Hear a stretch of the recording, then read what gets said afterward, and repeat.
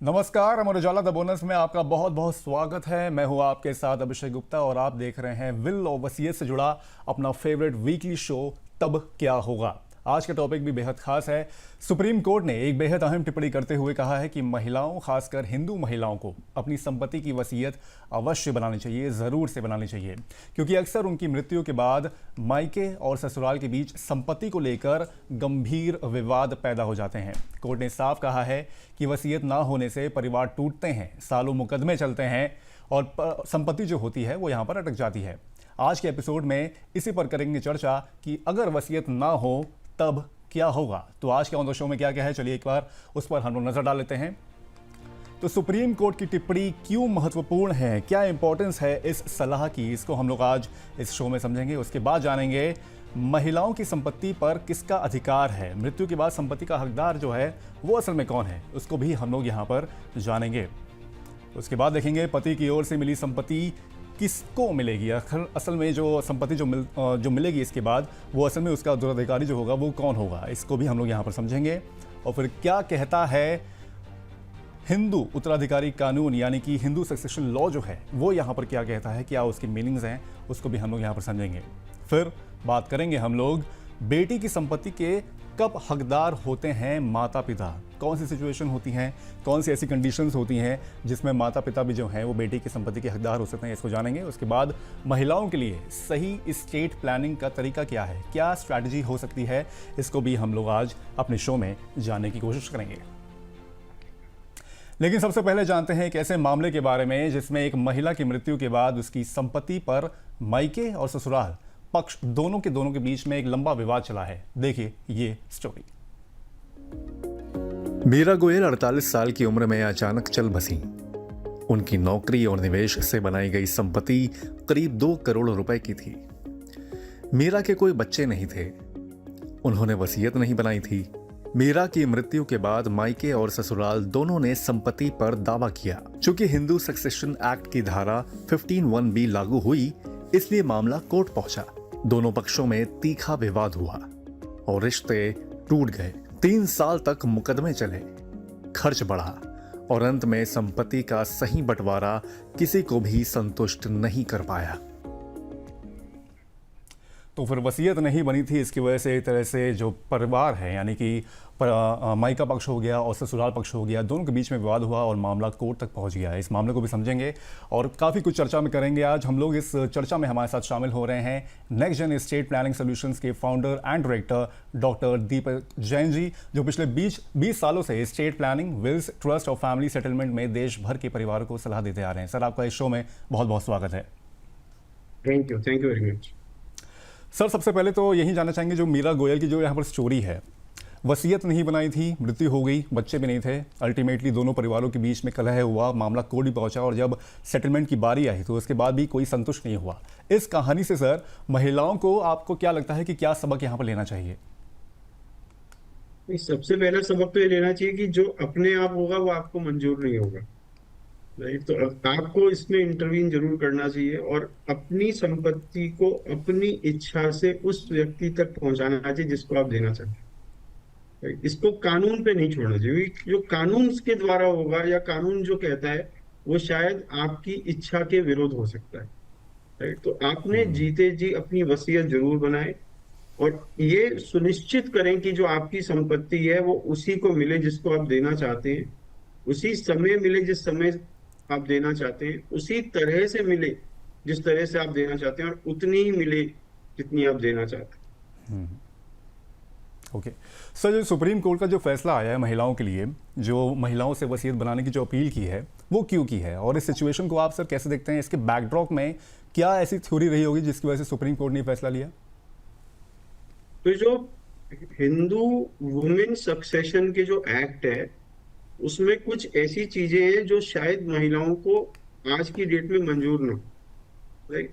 मैं आपको एक सिचुएशन देता हूँ। एक हिंदू महिला है जिसके पति और बच्चे नहीं है इस दुनिया में, राइट। तो अकेली है, ना बच्चे हैं ना बच्चों के बच्चे हैं ना उनके पति जीवित है, और उस पे स्व अर्जित संपत्ति है जो अपनी मेहनत से कमाई है।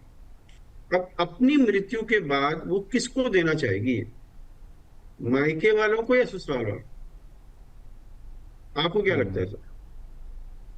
सर वो अपने घर वालों जी, अपने घर वालों को देना चाहेगी मायके वालों को। बिल्कुल बिल्कुल। पर जो हिंदू लॉ है वो कहता है वो पति के लीगल हेयर्स पे चली जाती है, मतलब वो ससुराल पक्ष में चली जाती है। अब आप इमेजिन करो कि आपने मेहनत कर कर, नौकरी कर कर, बिजनेस कर कर, एक महिला ने संपत्ति बनाई, बिजनेस बनाया, सब कुछ बनाया, उसके पति और बच्चे नहीं है, तो हो सकता है देवर के बच्चों को चली जाए, उसके भाई के बच्चों को ना जाए।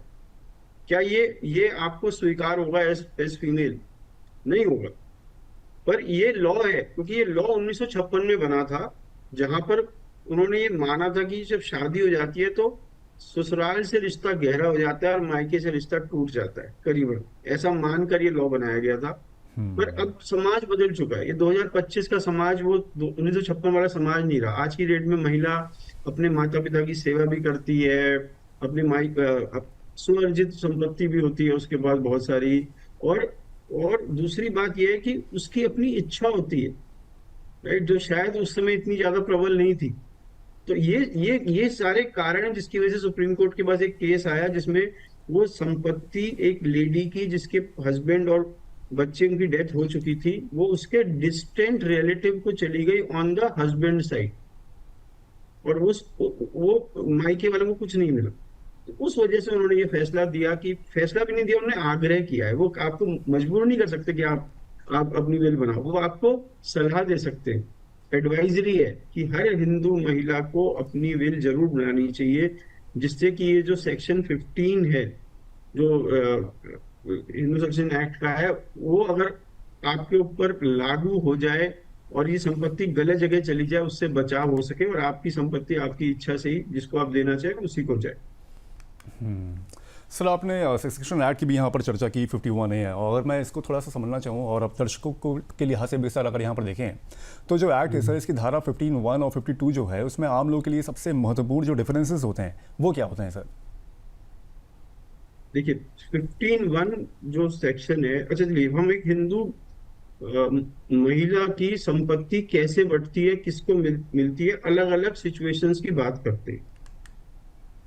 एक हिंदू महिला के लीगल हेयर होते हैं उसके पति, उसके बच्चे, और किसी बच्चे की डेथ हो गई हो तो उसके बच्चे भी। सपोज आपके एक पति जिंदा है, जब आपकी मृत्यु हुई, दो बच्चे जिंदा है, और एक बच्चा ऐसे जिसकी डेथ हो गई जिसके दो बच्चे जिंदा है, तो और आपकी मृत्यु हो जाए बिना विल बनाए, बिना वसीयत बनाए, तो आपकी संपत्ति के 4 इक्वल पार्ट्स करे जाएंगे। एक आपके हस्बैंड का, एक आपके दोनों बच्चों का जो जीवित है, और एक हिस्सा उस बच्चे का है जिसकी मृत्यु हो गई, और उसका हिस्सा उसके बच्चों में बराबर बांट दिया जाए। यहां तक तो किसी महिला को कोई आपत्ति नहीं होगी, बिल्कुल सही है कि भाई इन्हीं को जाना चाहिए। या अगर महिला कहती है कि पहले मैं अपने हस्बैंड को देना चाहती हूँ फिर बच्चों को देना चाहती हूँ, तो उसे बिल बनाना पड़ेगा, नहीं तो ऐसी ही जाएगी। अब मैं इस सिचुएशन को थोड़ा सा और कॉम्प्लिकेट करता हूँ। अब ये जो महिला है, इसके बच्चे और बच्चों का कोई बच्चा जिंदा नहीं है, इसका हस्बैंड जिंदा है जब इसकी डेथ हुई, और इसे बहुत सारी संपत्ति अपने माता पिता की तरफ से मिली, चाहे वो विल से मिली हो, गिफ्ट से मिली हो, किसी भी तरह से मिली हो। मतलब मायके पक्ष से मिली है एक तरह से? मायके पक्ष से मिली, चाहे वो जी जो नहीं माता पिता से मिली हो, जी अपने भाई से मिली हो, अपनी बहन से मिली हो, किसी से मिली हो। जी। तो ऐसी स्थिति में जब पति जीवित है, राइट, तो ये किसको जाएगी? ये वापस मायके में चली जाएगी और पति को कुछ नहीं मिलेगा अगर उसने विल नहीं बनाई। ये भी बहुत सारी महिलाओं को मंजूर नहीं होता, स्वीकार नहीं होता कि भाई मेरी संपत्ति एक बार मेरे माता पिता ने मुझे दे दी, तो मेरे बाद हो सकता है मैं वो चाहे कि मेरे पति को चली जाए। ये सेकंड प्रॉब्लम है इसमें। अब इसका मतलब क्या हुआ? सोर्स बेस्ड इनहेरिटेंस है महिलाओं के केस में। और सोर्स क्या क्या हो सकता है महिला की संपत्ति का? एक सोर्स तो हो सकता है सेल्फ एक्वायर्ड प्रॉपर्टी, जो आपने खुद बनाई। एक वो प्रॉपर्टी है जो हस्बैंड के द्वारा की या हस्बैंड की फैमिली से आपको मिली। और तीसरी वो संपत्ति है जो जो आपके माता पिता से मिली। जो माता पिता की संपत्ति है मैंने बता दिया, वो वापस माता पिता में चली जाएगी अगर अगर बच्चे नहीं होते, राइट। अगर बच्चे होते हैं और हस्बैंड होता है तो बच्चे और हस्बैंड में बराबर बढ़ जाती है माता पिता वाली संपत्ति। तो बच्चों की वजह से पति को हिस्सा मिल जाता है माता पिता मायके वाली संपत्ति में, एक फीमेल को। तो एक स्थिति आती है जिसका आपने जिक्र किया कि उस लेडी के पास सेल्फ एक्वायर्ड प्रॉपर्टी और हस्बैंड की फैमिली से मिली हुई प्रॉपर्टी है, और उसकी डेथ हो गई बिना विल बनाए। तो हस्बैंड के पास से प्रॉपर्टी जो मिली है वो तो हस्बैंड के लीगल हेयर्स पे जाए, वो ठीक है ना, पति के रिश्तेदारों में चली जाएगी। पर जो सेल्फ एक्वायर्ड प्रॉपर्टी है, स्वअर्जित प्रॉपर्टी है, वो भी हस्बैंड के रिलेटिव्स पे चली जाएगी। वो स्वीकार करना बड़ा मुश्किल है किसी फीमेल को, राइट। पर ये सब तब हो रहा है जब आपने विल नहीं बनाई, और इसी कारण से सुप्रीम कोर्ट ने कहा कि आपको, एक हिंदू महिला है, जब तक ये जो एनॉमली है लॉ की, है ना, जो आपका सेक्शन 15(1) की एनॉमली है, उसको आप जब तक दूर नहीं करती सरकार, तब तक आप बिल बनाकर ऐसा ना होने दें अपने साथ। सर साफ तौर पे एक तरह से डिफरेंस यहाँ पर देखने को मिल रहा है, और कहीं ना कहीं थोड़ा सा विरोधाभास भी है, कहीं महिलाओं में होगा भी। सर क्या लग रहा है जो वर्तमान में जो ये कानून है अभी महिलाओं के लिए कितना ये न्यायपूर्ण लग रहा है? क्या इसमें कुछ अमेंडमेंट्स होने की ज़रूरत है अभी आपके लिहाज से? मेरे हिसाब से अमेंडमेंट होने की जरूरत है, राइट। तो ये संपत्ति by default at least self acquired property तो मायके पक्ष में जानी चाहिए, क्योंकि वहां पर रिलेशनशिप ज्यादा गहरा होता है। मायके पक्ष में तब जानी चाहिए कि हस्बैंड और बच्चे ना हो, तो मतलब हस्बैंड और बच्चे हो तो वो बिल्कुल ठीक है, हस्बैंड उनमें बढ़ जानी चाहिए, राइट। पर आप एक बात मानिए, इस बात में ये सब तब होता है जब विल नहीं बनाई। तो ऐसा नहीं है इसका उपाय नहीं है, इसका उपाय है अगर वो महिला उपाय करना चाहे। पर यस, आप जैसे कह रहे हैं डिफॉल्ट का भी लॉ चेंज होना चाहिए। अगर उसने वसीयत ना भी बनाई हो तो जितनी उसकी स्वअर्जित संपत्ति है वो सारी मायके पक्ष में जानी चाहिए। ये कानून में बदलाव होने की जरूरत है। कानूनी बदलाव यहाँ पर होने की ज़रूरत है, और थोड़े से अमेंडमेंट्स अगर होंगे तो महिलाओं के पक्ष में ये तरह से यहाँ पर उनके लिए ही अच्छा होगा। सर जो वसीयत का जो ये टॉपिक है सर, इसमें क्या लगता है कि सर जो महिलाएं हैं, जो विवाहित महिलाएं सिर्फ वही एक तरह से वसीयत बना सकती हैं, कि जो अविवाहित महिलाएं हैं वो भी वसीयत बना सकती हैं? वसीयत बनाने के लिए जो कानूनी मान्यता है, कौन वसीयत बना सकता है, वो कहते हैं अगर आप मेजर हो, वयस्क हो, और आपके पास कोई संपत्ति हो, और आप मेंटली दिमागी रूप से सशक्त हो, तो आप वसीयत बना सकते हो। इसका शादी से, बच्चों से, परिवार से कोई लेना देना नहीं है। तो अगर मैं 18 साल से ऊपर की उम्र का हूँ, राइट, मेंटली फिट हूँ, और मेरे पे कुछ भी किसी को देने को है, तो मैं वसीयत बना सकता हूँ। और मैं कहता हूँ बनानी चाहिए, क्योंकि आपको ये सुनिश्चित करना जरूरी है कि कल को मेरे साथ कुछ हो गया तो ये उसी को मिले जिसको मैं देना चाहूँ, बिना किसी विवाद के। तो ये राय निकल कर आती है। सर अगर आप इतने समय से, मतलब इतने साल का सर एक्सपीरियंस है, आपने कई सारे केसेस देखे भी होंगे सर, ऐसे कौन से परिवार होते हैं जहां पर सबसे ज़्यादा वसीयत को लेकर विवाद देखने को मिलते हैं? ऐसे कुछ एग्जांपल सर आप पेश कर सकते हैं? तो दो तरीके के परिवार तो बहुत कॉमन है। पहला है चाइल्डलेस कपल्स। अगर आपके बच्चे नहीं हैं और आप चाइल्डलेस कपल हो या चाइल्डलेस फीमेल हो, तो ऐसे केस में विवाद बहुत बढ़ जाता है, क्योंकि आपके दो पक्ष होंगे, पति का परिवार होगा और आपका अपना परिवार होगा, उनके बीच में विवाद होने के चांसेस बहुत ज्यादा बढ़ जाते हैं। दूसरे टाइप के परिवार है अगर आपकी ब्लेंडेड फैमिली है, मतलब आपकी दो शादियां हुई और दो शादियों से बच्चे हो गए, या आपके जो पार्टनर है, स्पाउस है, उनकी दो शादी हुई और उनके पास आपकी शादी से पहले और भी कोई बच्चे हैं। तो ऐसे केस में जब स्टेप चिल्ड्रन होते हैं, सौतेले बच्चे होते हैं, या दो शादियों से बच्चे होते हैं, उन केसेस में विवाद बढ़ने के बहुत ज्यादा चांसेस हो जाते हैं, राइट। तो अगर आपका ऐसे कुछ परिवार आपको आप जानते हो या आप ऐसी स्थिति में हो, तो आपको मान के चलना चाहिए कि विवाद होने की बहुत ज्यादा संभावना है, और आप इसको संभावना को दूर करने का सबसे अच्छा तरीका है प्रॉपर एस्टेट प्लानिंग करें, इनहेरिटेंस प्लान बनाएं, विल और प्राइवेट फैमिली ट्रस्ट को यूज करें, जिससे कि ये विवाद से बचाए आप अपने परिवार। सर आपने ऐसे भी केसेस देखे हैं जब वसीयत बनाई गई है और अल्टीमेटली एक्सप्लोर किया गया है उसको, तो फिर पता चला कि उसमें कई सारी गलतियां कर दी गई हैं वसीयत बनाते हुए? या इसको ऐसे पुटअप करें कि महिलाएं जब वसीयत बनाएं तो ऐसी कौन सी गलतियां हैं जो उसको वो अवॉइड करें और किन चीज़ों का उन्हें ध्यान रखना चाहिए वसीयत बनाते वक्त? सबसे पहले वसीयत बिल्कुल क्लियर होनी चाहिए, राइट। आप अगर गूगल मैप में डेस्टिनेशन डालते हो तो वो आपको ले जाता है बिल्कुल सही। तो आपको डेस्टिनेशन बिल्कुल सही डालना है कि उसमें कोई विवाद ना हो कि ये लिखा है तो इसका मतलब यही है, राइट। पहली चीज। दूसरी चीज, आप जब वसीयत बनाएं तो उस वसीयत में एग्जीक्यूटर जरूर बनाएं। एग्जीक्यूटर कौन है? आपका आफ्टर डेथ एजेंट, जिसपे ये कानूनी रूप से उत्तरदायी भी है और कानूनी रूप से सक्षम भी कर गए हैं आप कि इस विल को इम्प्लीमेंट कर दे। चलिए सर तीसरा जी।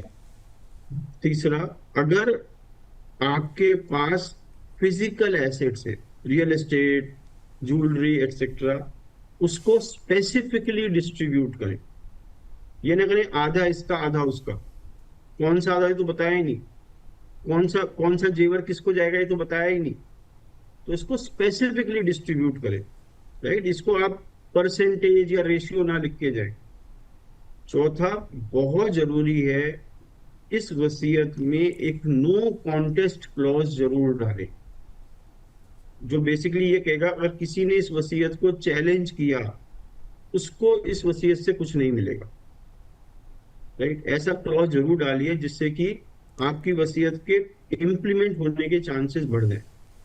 पांचवा, विल को रजिस्टर जरूर कराएं, जबकि रजिस्ट्रेशन ऑप्शनल है, और तब भी मैं कहता हूं विल को रजिस्टर जरूर कराएं, क्योंकि रजिस्टर्ड विल को चैलेंज करना मुश्किल होता है, असंभव नहीं होता, वो मुश्किल होता है। गवाह बहुत ध्यान से सोच के बनाएं, और कम से कम 2 गवाह होने चाहिए। गवाह भरोसे के व्यक्ति होने चाहिए, और जो बेनिफिशियरी है जिसको आप पैसे दे रहे हैं वो गवाह नहीं हो सकता। गवाह जिसको पैसे नहीं दिए उनमें से किसी को गवाह बनाना पड़ेगा, राइट। विल को स्टोर अच्छे से करें जिससे सुनिश्चित हो कि सही समय में सामने आ जाए। और एक आखिरी कंट्रोवर्शियल सलाह यह है, अपनी एस्टेट प्लानिंग की सलाह अपने बच्चों और परिवार से जरूर करें जीते जी, और एक एग्रीमेंट क्रिएट करने की कोशिश करें कि मेरी मृत्यु के बाद मैं ये चाहती हूँ मेरी संपत्ति के साथ हो।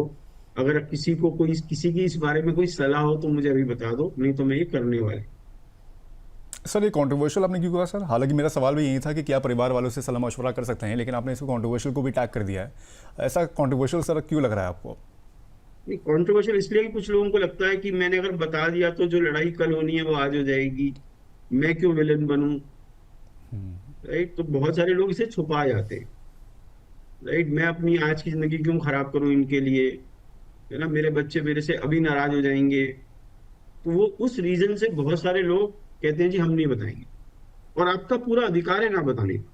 मतलब मैं इसे सही गलत के उसमें तराजू में नहीं तोड़ूंगा, पर मैंने ज्यादातर क्या देखा है, जितना आप ओपनली कम्युनिकेट करोगे अपने परिवार से, अपने इनहेरिटेंस प्लान के बारे में, अपनी संपत्ति के बंटवारे के बारे में जब आप नहीं रहेंगे, उतने ज्यादा चांसेस हैं कि लड़ाई ना हो।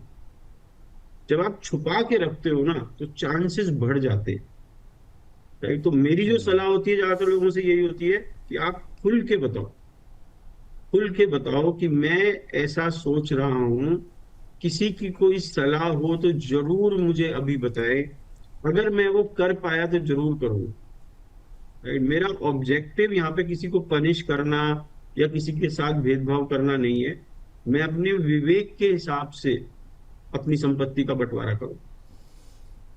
सर ऐसे में एक फॉलो क्वेश्चन तो सर ये भी बनता है फिर कि अगर कोई अपनी वसीयत की टाइमिंग को लेकर थोड़ा संशय में हो, तो उसको कब वसीयत की टाइमिंग को क्या रखना चाहिए, कब वसीयत बनानी चाहिए, या जो वैल्यू होती है जब उसकी बन जाती है तब उसको वसीयत लिख देनी चाहिए, या कोई एक निर्धारित समय टाइम है, 40 उम्र 45 उम्र हो जाए या 50 साल की उम्र हो जाए तब उसको वसीयत बनानी चाहिए? तो मैं आपसे एक क्वेश्चन पूछता हूँ, क्या आप एक कागज पे अपनी डेट ऑफ बर्थ लिख सकते हो? Date of birth? हाँ, लिख सकते हो। डेट ऑफ लिख बर्थ सर सकते हो हाँ लिख ना? सकता हूँ जी जी। क्या उसके नीचे अपनी डेट ऑफ डेथ लिख सकते हो? नहीं सर बिल्कुल नहीं। तो कब बनानी चाहिए वसीयत? मृत्यु से पहले। और डेट ऑफ डेथ किसी को नहीं पता, तो सबसे अच्छा दिन वसीयत बनाने का क्या है? आज। एक्चुअली आप लेट हो चुके हो। आपको वसीयत तभी बना देनी चाहिए थी जिस दिन आप मेजर हुए थे और अपना पहला एसेट क्रिएट किया। और ये मत कहिएगा एसेट नहीं है, सबके पास कुछ ना कुछ एसेट है। राइट, तो ये क्वेश्चन ही गलत है किस उम्र में वसीयत बना देनी चाहिए। राइट, जिस दिन आप इस काबिल हो कि वसीयत बना सकते हो उसी दिन बना देनी चाहिए। और काबिल कब होते हो? जिस दिन आप मेजर होते हो, पहला एसेट एक्वायर करते हो। और asset could be as small as a saving bank account, जी। है ना। वो भी तो चाहोगे ना, मेरी संपत्ति जितना भी मेरे पे पैसा है वो उसी पे जाए जिसको मैं देना चाहूँ। वो किसी और को क्यों देके जाऊंगा मैं? Right? क्योंकि जो डिफॉल्ट है लॉ में वो आपको मंजूर नहीं होगा। Right right right.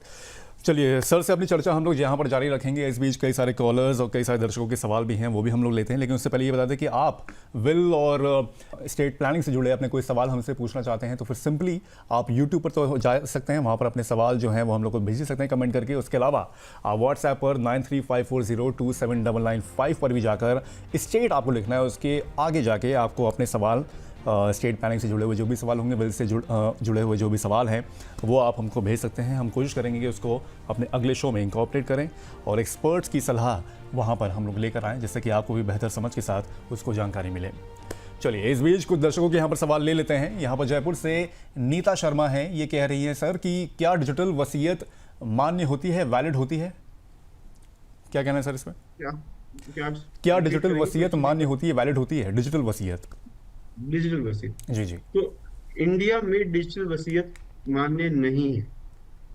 राइट, तो डिजिटल वसीयत, व्हाट्सएप वसीयत, है ना, ओरल विल कुछ केसेस में वैलिड है, सैनिकों के लिए और मुस्लिम्स के लिए, अदरवाइज वो वैलिड नहीं है। तो इंडिया में डिजिटल विल नाम की कोई चीज नहीं है।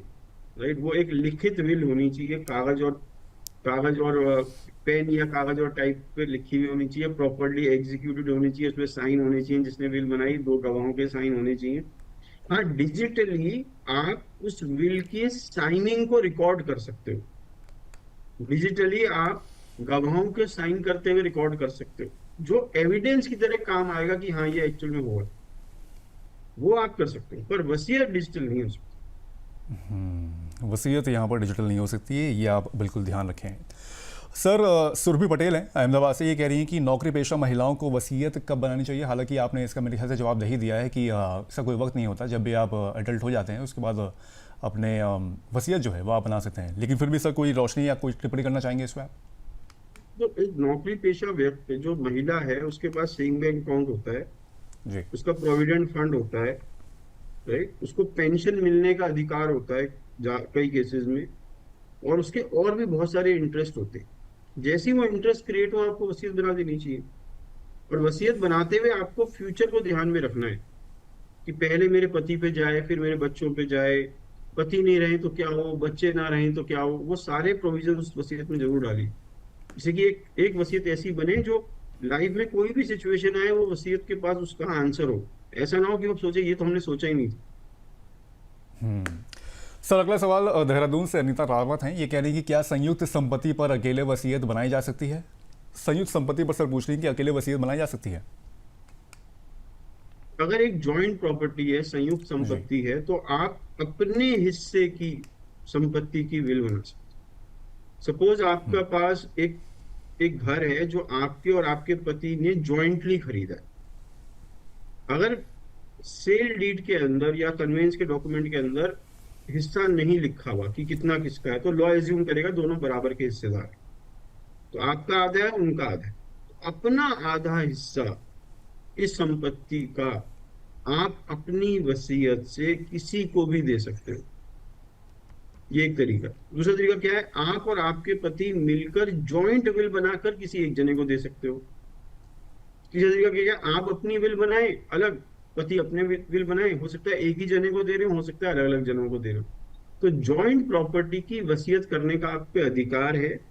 कैसे उसे सही तरह से करना है उसके लिए एक डिटेल डिस्कशन करना जरूरी है कि हमारे लिए कौन सा तरीका अच्छा रहे। ओके सर, जैसे कि हम लोग आज डिस्कस भी कर रहे हैं और जो स्टोरी हम लोग दिखा रहे थे कि मायका पक्ष हो गया और ससुराल पक्ष हो गया, दोनों के बीच में विवाद हुआ। सर अगर वसीयत बन भी जाती है, क्या सर आपने ऐसे केसेस देखे हैं कि वसीयत बनने के बाद भी जो मामला है ससुराल पक्ष में और जो भाई का पक्ष है, दोनों के बीच में सुलझ गया पूरी तरह से, दोनों पक्ष जो होते हैं वो खुश रहते हैं इस चीज़ से? नहीं, आपको जो एग्रीमेंट है ना वो तो अपनी लाइफ टाइम में ही क्रिएट करना है। जी। वसीयत से एग्रीमेंट इम्प्लीमेंट होता है, क्रिएट नहीं होता। हम्म। वसीयत तो आपका आपका वो बता देना कि मेरा निर्णय ये है। अब निर्णय निर्णय की मान्यता जो है वो अपने जीवन काल में क्रिएट करिए। राइट, हाँ, पर आप पे पूरा अधिकार है अपनी वसीयत से अपनी संपत्ति किसी को भी देने की। तो इस ये अगर सपोज मुझे अपने मायके को नहीं देनी, मुझे अपने ससुराल में देनी है तो मैं दे सकती हूँ। इसमें मुझे कोई बाध्य नहीं कर सकता कि ऐसे ही करना है। राइट, पर एक चीज तो होता है मेरा अधिकार, दूसरा है क्या इस अधिकार को जब मैं इंप्लीमेंट करूंगा उसके बाद या करूंगी उसके बाद विवाद होगा या नहीं। तो एक बात मैं आपको बता सकता हूँ, आप सबको खुश नहीं कर सकते, ये इम्पॉसिबल। राइट, कोई ना कोई तो ये मान के चलेगा कि मेरे साथ गलत हुआ। इसीलिए वो जो एग्रीमेंट वाला पार्ट है ना वो बहुत इंपॉर्टेंट है। और आपकी जो सोच है वो बहुत इंपॉर्टेंट है। अगर मैं एक बच्चे को अपने ज्यादा देना चाहती हूँ, दूसरे को कम देना चाहती हूँ किसी कारण से, तो साफ बोलो मैं देना चाहती हूँ और दे जाओ। आपको आपको चलिए मैं आपको एक क्वेश्चन पूछता हूँ अभिषेक जी। अगर ज्यादातर मैं पेरेंट्स से पूछूं ना अपने बच्चों में कैसे संपत्ति डिवाइड करना चाहेंगे, उनका यूजुअल आंसर होता है इक्वल। हम किसी बच्चे में भेदभाव नहीं करेंगे, सब में बराबर बांट देंगे। मेरा आपसे सवाल ये है, क्या इक्वल फेयर है? क्या हर स्थिति में बराबर फेयर होता है, न्याय संगत होता है? इक्वल फेयर बहुत कम स्थितियों में होता है। नहीं, आपके दो बच्चे क्या एक से हैं? एक सा परिवार है उनका, उनपे एक सी जिम्मेदारियां हैं, क्या उनपे एक सा आर्थिक वो है, उनपे पैसे हैं, उनपे संपत्ति बराबर है? क्या वो लाइफ की सेम स्टेज पे हैं? क्या वो दोनों आपकी सेम सेवा करते हैं? क्या आपने उन दोनों पे बराबर पैसा खर्च किया है? तो संपत्ति बराबर कैसे देके जा सकते हो? ज्यादातर इक्वल अनफेयर होता है। और मैं ये बात इसलिए कह रहा हूं क्योंकि महिलाएं ज्यादातर क्या क्या कोशिश करेंगी कि मैं सबको खुश कर जाऊं, ये इम्पॉसिबल है। आप देखिए कि आपकी राय क्या है, आपकी इच्छा क्या है, और क्या आपको न्याय संगत लगता है, वो ही करिए, वो ही करिए। और ये आपका अधिकार है जो अब कानून ने आपको दिया है कि आप अपनी संपत्ति किसी को भी दे के जा सकते हो, कितनी भी दे के जा सकते हो। परिवार के बाहर देना चाहे वो भी देना आपका अधिकार है। परिवार के बाहर भी अगर देना चाहे तो वो भी अधिकार है, और इक्वालिटी यहाँ पर थोड़ा सा न्याय संगत नहीं है जैसे कि सर यहाँ पर कहते हुए देख रहे हैं। सर, अगर महिला की खुद से जो अर्जित प्रॉपर्टी है, जो खुद उसने ईजाद की है, जो खुद उसने बनाई है, और पैतृक संपत्ति जो है, इन दोनों में सर वसीयत का जो बिहेवियर होता है, वसीयत के अंदर जो बिहेवियर होता है सर, वो कैसे अलग अलग होता है, इसको थोड़ा सा सर एक्सप्लेन कर दीजिए प्लीज। जो खुद से बनाई हुई संपत्ति है उस पर तो आप विल बना ही सकते हो। राइट, विल नहीं बनाओगे तो वो आपके हस्बैंड के रिलेटिव्स पे चली जाएगी। अब मैं आता हूँ पैतृक संपत्ति पर। पैतृक संपत्ति जो आमतौर की भाषा में एक महिला समझेगी, वो जो मुझे माता पिता से संपत्ति मिली उसको पैतृक कहती है। तो अगर उसकी आपने विल नहीं बनाई, अगर आप इसे माता पिता की संपत्ति समझते हैं और इसकी विल नहीं बनाई, तो ये माता पिता के परिवार में चली जाएगी, अगर आपके हस्बैंड अलाइव हो तो भी, अगर आपने विल नहीं बनाई। पर अगर आप पैतृक संपत्ति, असल में पैतृक संपत्ति मांग रहे हैं, जो एंसेस्ट्रल प्रॉपर्टी है, एचयूएफ प्रॉपर्टी है, उस पर भी आप विल बना सकते हो, पर अपने हिस्से की विल बना सकते हो। और अभिषेक जी, आपको पता है कि हिंदू महिला इस समय बेस्ट पोजीशन में है। वो एक साथ दो एचयूएफ का पार्ट बन जाती है। राइट। अपने पिता की एचयूएफ में वो को पार्टनर बनती है और अपने पति की एचयूएफ में मेंबर बनती है, पर हिस्सा दोनों में है। राइट, और इन दोनों हिस्सों को आप एज फीमेल, एज महिला किसी को भी दे के दे आ सकते हो अपनी विल से, पर दे अपना हिस्सा सकते हो। राइट, ओके सर, वसीयत की रजिस्ट्रेशन के लेके सर आपने अभी विचार रखे थे कि रजिस्ट्रेशन ज़रूर करवाएं, लेकिन सर इसको लेके जो कॉमन मिथ्स हैं या कॉमन भ्रम हैं वो थोड़े से एक्सप्लोर कर सकते हैं सर आप? क्या भ्रम है या क्या मिथ्स हैं इसको लेके, रजिस्ट्रेशन को लेके? तो पहला भ्रम ये है कि लोग मानते हैं कि registered will he valid will है। ऐसा नहीं। रजिस्ट्रेशन ऑप्शनल है। मैं अपने घर पर बैठकर एक ऐसी विल बना सकता हूं जो कभी इंप्लीमेंट हो जाएगी। इसको कहीं पे रजिस्टर करना अनिवार्य नहीं है। क्या अनिवार्य है? कि मैंने अपनी विल साइन करी दो गवाहों के सामने, और उन दोनों गवाहों ने फिर उस विल पे साइन किया, ये कहते हुए कि मैंने आपको साइन करते हुए देखा। ये कंपलसरी। इस विल को जब आप सब रजिस्ट्रार ऑफिस में ले जाकर रजिस्टर कराते हो तो ये रजिस्टर्ड विल बन जाती है। ये जो रजिस्ट्रेशन की प्रक्रिया है ये ऑप्शनल है, कंपलसरी नहीं है, अनिवार्य नहीं है। पर बहुत ज्यादा हम इसके बारे में कहते हैं कि करनी चाहिए।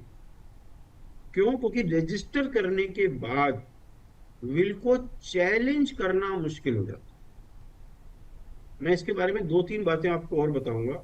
जो रजिस्ट्रेशन की फीस है, जो कानूनी रूप से वो 500 रुपए है गवर्नमेंट की फीस, क्योंकि डॉक्यूमेंट रजिस्टर हो रहा है, प्रॉपर्टी रजिस्टर नहीं हो रही। आपकी संपत्ति कितनी भी हो, जो रजिस्ट्रेशन फीस है वो 500 रुपए ही लेती है गवर्नमेंट इसको रजिस्टर करने के लिए। और रजिस्ट्रेशन में क्या करते हो, उस वसीयत की एक कॉपी सब रजिस्ट्रार के पास रखी जाती है, जो कि आपको एक स्टैम्प्ड कॉपी वापस कर देता है और अपनी रिकॉर्ड्स में इस कॉपी को रख लेता है। राइट। और बहुत सारी जगहों पर अब हम देख रहे हैं कि वो जो रजिस्टर्ड कॉपी है उसको डिजिटाइज करके रखा जा रहा है। राइट। उसको स्कैन करके वो डिजिटाइज करके रख देते हैं, जिससे कि उसको उसकी वैधता और उसको नष्ट करना और मुश्किल हो गया। राइट।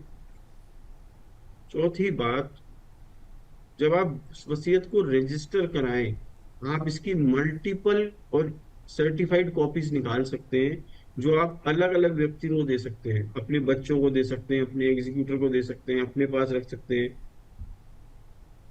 एक और बहुत महत्वपूर्ण बात,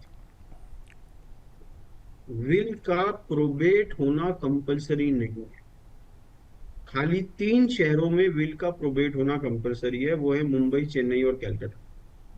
प्रोबेट मतलब जब आपकी मृत्यु के बाद कोर्ट प्रमाणित करता है कि वसीयत सही है और इसको इम्प्लीमेंट कर दो, उस प्रोसेस को प्रोबेट कहते हैं।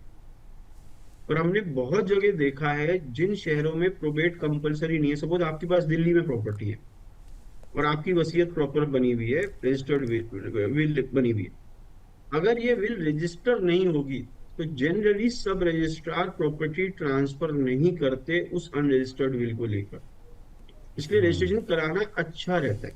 ऑल्दो अगर आप कोर्ट में जाओगे रजिस्टर्ड विल को लेके तो वो डायरेक्ट कर सकते हैं सब रजिस्ट्रार को कि आप इसको रजिस्ट्री कर दो, पर वो उस प्रक्रिया से आपके बच्चे बच जाएंगे। एक और बहुत महत्वपूर्ण बात, विल को रजिस्टर उस व्यक्ति की मृत्यु के बाद भी कराया जा सकता है जिसने ये वसीयत बनाई है, वो उसका कानून में प्रावधान है। क्या ये रजिस्ट्रेशन उतना ही सक्षम होगा जो उस व्यक्ति ने खुद कराया होता? नहीं होगा, पर फिर भी ये अनरजिस्टर्ड विल से तो बेटर हो जाती है। राइट। तो रजिस्ट्रेशन की ये कुछ बातें हैं जो आपको जाननी चाहिए एज अ पर्सन जो अपनी वसीयत किसी समय बनाए। ठीक है, तो ये सब कई सारी बातें सर ने यहाँ पर बताई हैं। तो जब आप वसीयत बनाएं तो इन सब बातों का जो है वो ख्याल रखें, उसके बाद ही वसीयत को आप एक तरह से पूरी तरह से फॉर्मेटिंग के लिहाज से उसको आप तैयार कर सकते हैं। सर, क्या महिलाएं अपनी संपत्ति जो है वो अपने मायके वालों के नाम सहज रूप से वसीयत के रूप में कर सकती हैं? बिल्कुल कर सकती है। अपनी स्वार्जित भी कर सकती हैं, अपने पति से मिली भी कर सकती हैं, और माता पिता से मिली वाली तो कर ही सकती हैं। कोई रोक नहीं, कोई रोक नहीं। चलिए, कोई रोक नहीं है, सहज रूप से वसीयत जो है वो की जा सकती है उनके नाम। सर, इस बीच कई सारे दर्शकों के और सवाल यहाँ पर आ रहे हैं, तो चलिए एक एक करके फटाफट उनके सवाल यहाँ पर ले लेते हैं। संध्या वर्मा है कि सर कानपुर से, ये कह रही हैं कि वसीयत में गवाह जो है वो कौन हो सकता है? पहली बात, वसीयत में गवाह कौन नहीं हो सकता? जिसको इस वसीयत से कुछ मिल रहा हो, जो बेनिफिशियरी हो, वो गवाह नहीं हो सकता। अब गवाह कौन हो सकता है? अगर आप एक एडल्ट हैं, वयस्क हैं, 18 साल से उम्र आपकी ज्यादा है, आप मेंटली साउंड हैं, तो आप एक वसीयत के गवाह बन सकते हैं। तीसरा क्वेश्चन, मुझे अपनी वसीयत में गवाह किसको बनाना चाहिए? तो सबसे पहला जो चीज आपको चेक करनी है वो ये है, ये व्यक्ति परिवार का शुभ चिंतक होना चाहिए। वेल विशर होना चाहिए।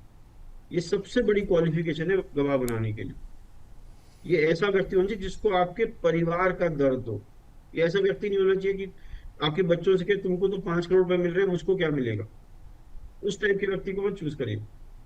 दूसरा, ये आपसे उम्र में कम और तंदुरुस्त होना चाहिए, जिसके चांसेस हैं आपको सरवाइव करने के। ये एक ऑनेस्ट इंटीग्रिटी वाला पर्सन होना चाहिए, राइट। और इसकी पूरी जानकारी आप उस विल में जरूर दें कि ये कौन है, कैसे मेरे से क्या रिश्ता है, इनका आईडी कार्ड ये है, इनके ईमेल आईडी ये है, इसका फोन नंबर ये है, जिससे कि कल को आपके बच्चे इन तक पहुंच पाए। ठीक है, तो ये सारी चीज़ें आपको ध्यान में रखने की ज़रूरत है सर। इन केस अगर वो जो वेल विशर है और जो गवाह है, मतलब जो वेल विशर एज इन गवाह उसको लिया गया है, अगर उसकी अगर मौत हो जाती है सर, तो उस सिचुएशन में क्या वसीयत पे कोई फ़र्क पड़ेगा? ये एक सवाल भी है सर, सुरेश शाह के हैं आगरा से, उनका ये सवाल भी है सर। ये तो वसीयत में कोई फर्क नहीं पड़ेगा, पर अब कोर्ट में प्रूव करने के लिए हम उनके सिग्नेचर प्रूव करने पड़ेंगे कि साइन उनके। वो हैंड राइटिंग एक्सपर्ट वगैरह की मदद से आप कर सकते हो। पर जनरली अगर उस व्यक्ति, आपके किसी भी गवाह की मृत्यु आपके जीवित रहते हुए हो जाए, तो नई वसीयत नए गवाहों के साथ बना दे दीजिए। अगर आपने नहीं भी बनाई तो वसीयत इनवैलिड नहीं हो रही। वसीयत तब भी वैलिड है, पर इसको प्रूव करने में थोड़ा समय ज्यादा लगेगा, क्योंकि अब उसके सिग्नेचर वगैरह हमें मैच करने पड़ेंगे उस व्यक्ति के, कि क्या उसी ने सिग्नेचर करे हैं।